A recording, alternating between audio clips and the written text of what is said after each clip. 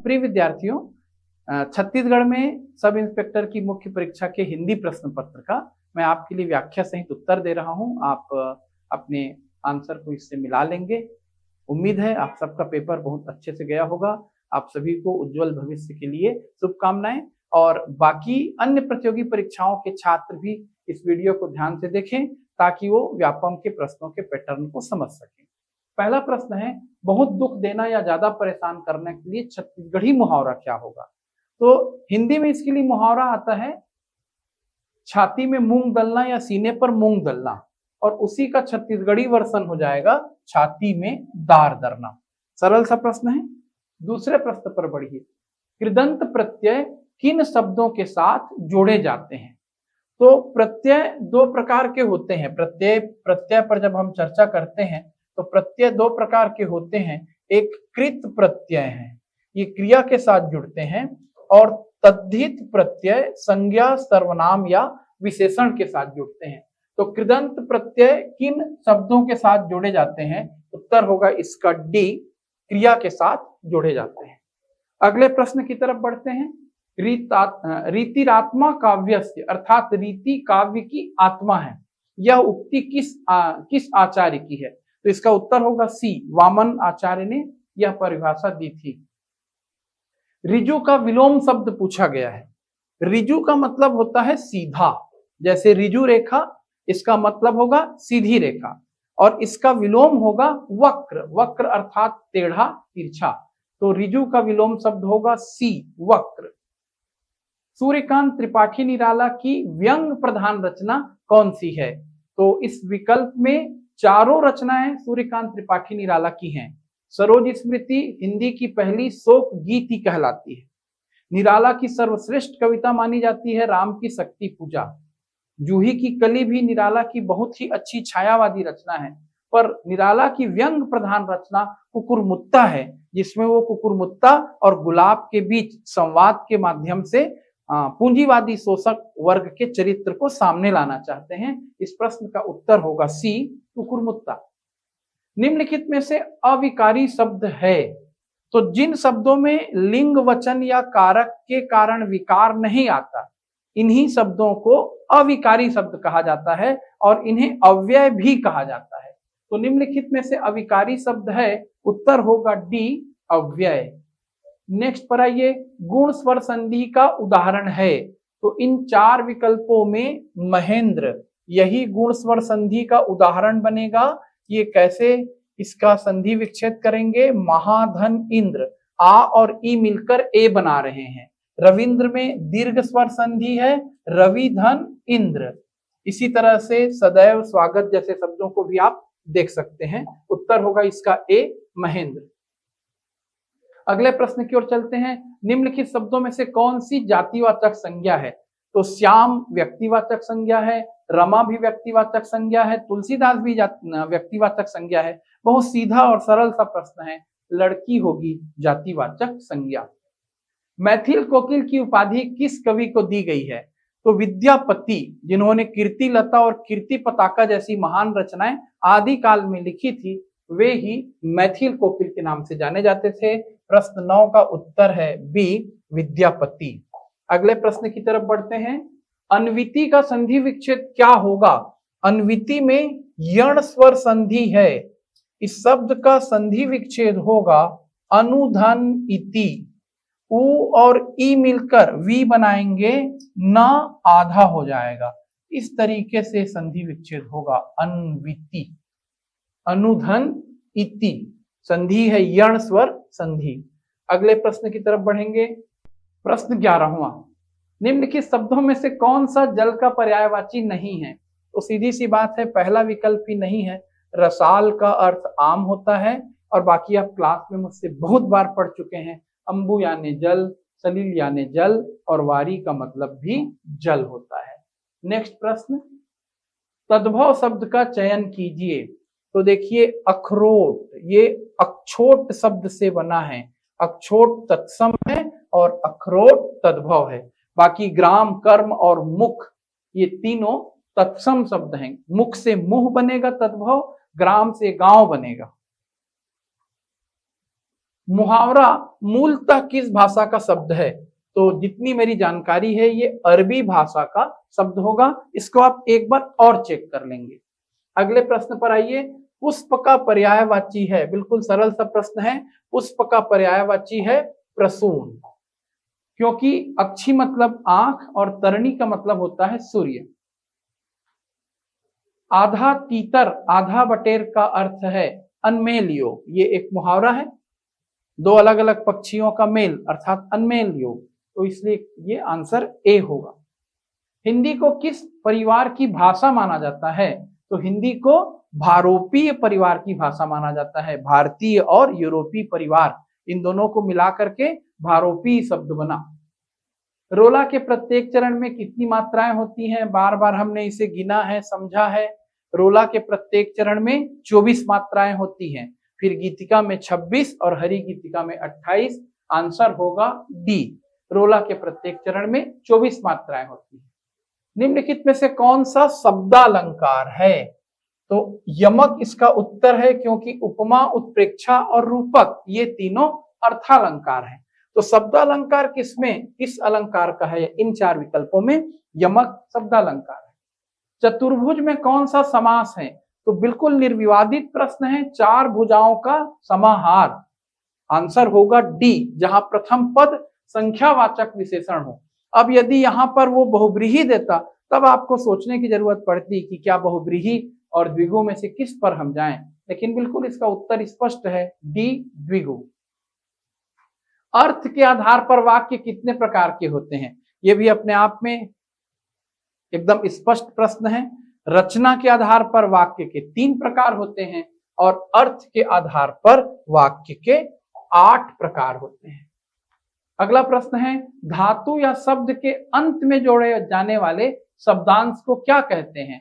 तो धातु या शब्द के प्रारंभ में जो शब्दांश जुड़ेगा वो उपसर्ग कहलाएगा, और अंत में जो शब्दांश जुड़ता है उसे हम प्रत्यय के नाम से जानते हैं। सार लेखन में मूल रचना का होता है, तो याद रखें सार लेखन की परंपरा यह कहती है कि मूल रचना का 1/3 में हमें सार करना उचित होता है, उचित माना जाता है। वर्षा न होती तो फसल सूख जाती, ये एक कंडीशनल सेंटेंस है। यदि एक क्रिया दूसरी क्रिया के ऊपर निर्भर करे तो इसे हम अंग्रेजी में कंडीशनल सेंटेंस कहते हैं, और हिंदी में इस तरह के वाक्यों के लिए संकेतवाचक वाक्य शब्द का प्रयोग होता है, इसलिए इसका उत्तर होगा बी। नेक्स्ट प्रश्न पर आइए। कपटी मित्र किस मुहावरे का अर्थ है? तो कपटी मित्र मतलब आस्तीन का सांप, आस्तीन में छिपा हुआ सांप, मित्र के वेश में शत्रु, इस तरह के शब्द इसके लिए आते हैं। निम्नलिखित भाषाओं में से किस भाषा की लिपि देवनागरी नहीं है? अच्छा प्रश्न है। इसका उत्तर होगा पंजाबी, क्योंकि पंजाबी की लिपि है गुरुमुखी, और मराठी, हिंदी तथा संस्कृत ये देवनागरी लिपि में लिखे जाते हैं। तो किस भाषा की लिपि देवनागरी नहीं है? पंजाबी भाषा की। निम्नलिखित शब्दों में से सही वर्तनी का चयन कीजिए। बहुत अच्छा शब्द है, बार बार मैं इसके लिए आपका ध्यान पहले भी आकर्षित कराते आया हूं। अनुग्रह का अर्थ होता है कृपा, और जिस पर कृपा हुई उसे अनुगृहीत कहा जाता है। जब इसमें इत प्रत्यय लगता है तो जो यहाँ का र है वो री के रूप में घूमेगा, हमें बड़ी की मात्रा आएगी और त आएगा, अनुगृहीत। यही एप्रोप्रिएट और परफेक्ट आंसर है, सही वर्तनी अनुगृहीत। नेक्स्ट प्रश्न की ओर चलते हैं। भारतीय संविधान में हिंदी को राजभाषा के रूप में मान्यता कब प्रदान की गई? 14 सितंबर को हिंदी दिवस मनाया जाता है। 3 विकल्पों में 14 सितंबर है, आप इसे और मिला लेंगे संविधान की किताबों से, उत्तर होना चाहिए सी, 14 सितंबर 1949। निम्नलिखित में से इस छत्तीसगढ़ी मुहावरे का हिंदी में अर्थ बताइए। घिरी मिटकी डालना मतलब व्यक्ति बिल्कुल शांत होकर बैठ जाएगा, किसी की तरफ ध्यान नहीं देगा। तो इन 4 विकल्पों में देखिए, जल्दबाजी करना हो नहीं सकता, घड़े को पत्थर मारना बिल्कुल नहीं हो सकता, आंख मटकाना भी नहीं है। घिरी मिटकी डालना या घिरी मिटकी करना लिखा होगा वहां पर, इसका सेंस मेरे अनुसार होगा पलके न झपकाना। आप इसको और अन्य स्रोतों से कंफर्म कर लें। नेक्स्ट है उपन्यास राग दरबारी के लेखक हैं। ये बहुत प्रसिद्ध व्यंग्यात्मक रचना है श्रीलाल शुक्ल जी की। आंसर होगा बी, राग दरबारी किसकी रचना है? श्रीलाल शुक्ल की। क्रोध किस रस का स्थायी भाव है? बिल्कुल सहज सरल प्रश्न है। क्रोध किस रस का स्थायी भाव है? रौद्र रस का स्थायी भाव है। संचारी संख्यों भावों की संख्या कितनी मानी गई है? तो ये भी हम बार बार क्लास में पढ़ते ही हैं। संचारी या व्यभिचारी भाव पानी के बुलबुलों की तरह स्थायी भावों के साथ आते रहते हैं, जाते रहते हैं। इनकी संख्या है 33। Option D. प्रश्न क्रमांक 32 पर चलते हैं। भारतीय संविधान के किस अनुच्छेद में हिंदी के विकास के लिए निर्देशों की चर्चा है? तो जब हम भारतीय संविधान पर जाते हैं, अनुच्छेद 343 से राजभाषा के संबंध में चर्चा होती है। आप इसे और चेक कर लीजिएगा। अनुच्छेद 351 हिंदी के विकास के निर्देशों पर चर्चा करता है। अगले प्रश्न की ओर बढ़ते हैं। मैथिली शरण गुप्त किस युग के कवि हैं? आधुनिक युग का काल विभाजन भारतेंदु युग, द्विवेदी युग, छायावादी, प्रगतिवादी और प्रयोगवादी युग में किया जाता है। मैथिली शरण गुप्त हमारे राष्ट्र कवि कहलाते हैं। ये द्विवेदी युग के कवि हैं। महावीर द्विवेदी जी के नाम पे ये युग द्विवेदी युग कहलाया। ध्यान मग्न शब्द में कौन सा समास है? तो ध्यान मग्न का जब हम समासिक विग्रह करेंगे तो ध्यान में मग्न होगा। ये अधिकरण कारक की विभक्ति है, इसलिए इस विकल्प में आंसर होगा डी, अधिकरण तत्पुरुष। जैसा बोओगे वैसा काटोगे, दो अलग अलग जोड़ने वाले योजक शब्दों के माध्यम से ये वाक्य जुड़ रहा है, इसलिए इसका उत्तर होगा मिश्र वाक्य। एक छोटा सा वाक्य देख करके हमें लगता होगा कि ये सरल वाक्य है, लेकिन सरल वाक्य की श्रेणी में नहीं आएगा। दो क्रियाएं हैं, बोना और काटना, और दो योजक शब्द हैं। मेरी बुद्धि यही कहती है कि ये 100% मिश्र वाक्य है। देख लीजिएगा आप। और इसका उत्तर उज्ज्वल शब्द की वर्तनी, तो टाइप करने वाले ने भी सही टाइप नहीं किया है। आप अपने विकल्प से मिला लीजिएगा। उज्ज्वल शब्द में 2 बार आधा ज रहता है, उज्ज्वल, और इस शब्द की वर्तनी इस संधि के कारण आती है, उत धन ज्वल। ये त आधा है और उससे आधे ज का संयोग हो रहा है। त के कारण ज भी ज में बदलेगा, लेकिन दोनों ज आधे रहेंगे। आपके प्रश्न में जिस विकल्प में 2 बार आधा ज मिल रहा होगा आपको, उसे आप सही उत्तर मानिएगा। अगले प्रश्न पर चलते हैं। निम्नलिखित में से कौन सा शब्द अशुद्ध है? तो देखिए यहाँ पर पूजनीय शब्द अशुद्ध है। निरोग में दोहरी वर्तनी लेने की परंपरा है। छोटी ई भी ले लेते हैं, कभी बड़ी ई भी लेंगे। निरोग में कोई गलती नहीं, आशीर्वाद में भी कोई गलती नहीं है। रेफ जहां पर लगता है उसके पहले उच्चारित होता है। अनाधिकार नहीं होता, अनधिकार ही होता है। आपके मन में आ रहा होगा कि पूजनीय में क्या गलती हो गई। व्यक्ति या तो पूज्य होता है या पूजनीय होता है, पर हम अपने आप में कलाकारी करने से नहीं चूकते। हम इन दोनों शब्दों को आपस में मिक्स करके एक तीसरा शब्द बना लेते हैं, पूजनीय। और आपने कई बार बचपन के पत्र लेखन में भी लिखा होगा पूजनीय पिताजी, पर यह गलत है, पूज्य या पूजनीय। इसलिए इसका उत्तर होगा ए। नेक्स्ट प्रश्न पर जाइए। निम्नलिखित प्रश्न नंबर 38 पर, निम्नलिखित रचनाओं में से कौन सी रचना तुलसीदास की नहीं है?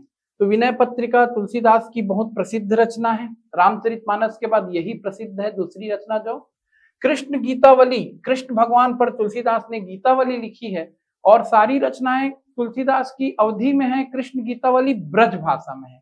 कवितावली भी तुलसीदास की बहुत प्रसिद्ध रचना है। रामचंद्रिका केशवदास की रचना है, और केशवदास तुलसीदास के समकालीन हैं।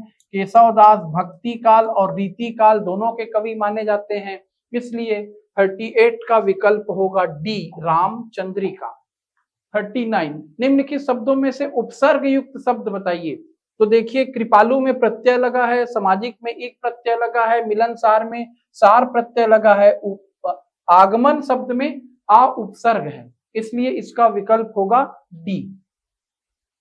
रीति युक्त काव्य धारा के कवि कौन हैं?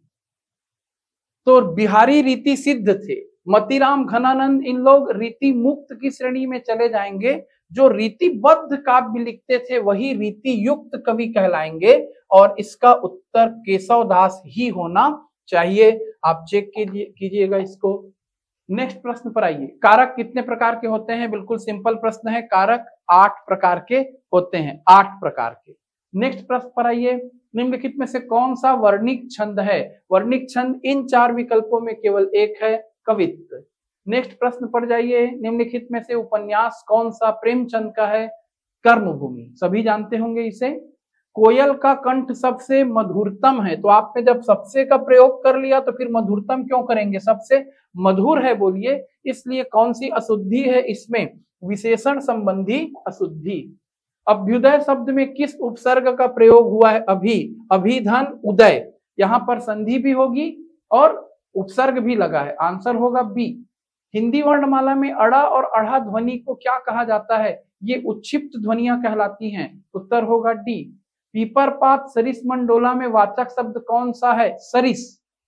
सरिस यानी इस पीपर पात से मन की तुलना कर रहा है जो शब्द सरिस, वो वाचक शब्द है।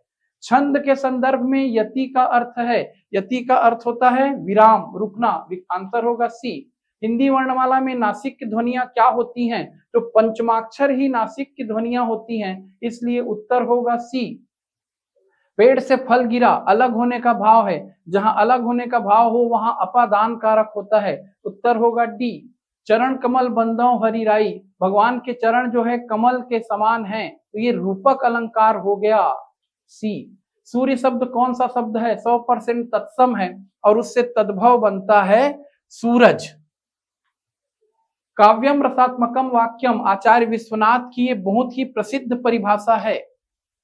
निम्नलिखित में से कौन सी रचना महाकाव्य है? साकेत महाकाव्य है, पंचवटी और जयद्रथवत दोनों खंड काव्य है। तुलसीदास निराला की रचना है, वो भी महाकाव्य की श्रेणी में नहीं आती। द्वंद्व समास का उदाहरण है राम कृष्ण, 2 शब्दों से मिलकर बना है राम और कृष्ण, दोनों की एक जैसी महत्ता। किस छत्तीसगढ़ी मुहावरे का हिंदी अर्थ है आकाश में गोड़ मढ़ाना? मतलब या तो अत्यधिक उत्साहित होना लिया जाएगा या बड़ी बड़ी बात करना, लेकिन ज्यादा उचित लग रहा है अत्यधिक उत्साहित होना। कवित्री का सही स्त्रीलिंग होगा, कवि का सही स्त्रीलिंग देखिए वर्तनी पे ध्यान दीजिएगा, कवयित्री, यह में छोटी की मात्रा लगती है। सुक्ति का सही संधि विच्छेद होगा सुधन उक्ति, स में छोटा उ है और उक्ति दोनों मिलकर के फिर बड़े उ में बदल गए हैं। कोई शब्द कौन सा सर्वनाम है? 100% अनिश्चयवाचक, कोई मिल गया, कौन मिल गया पता नहीं। हिंदी वर्णमाला में अर्ध स्वर किन वर्णों को कहते हैं? या और व, ये अर्ध स्वर हैं। ई और अ के मिलने से यह बनता है, उ और अ के मिलने से वह बनता है। निम्नलिखित में से किसमें विसर्ग संधि है? निह धन जन, निर्जन, उत्तर होगा डी।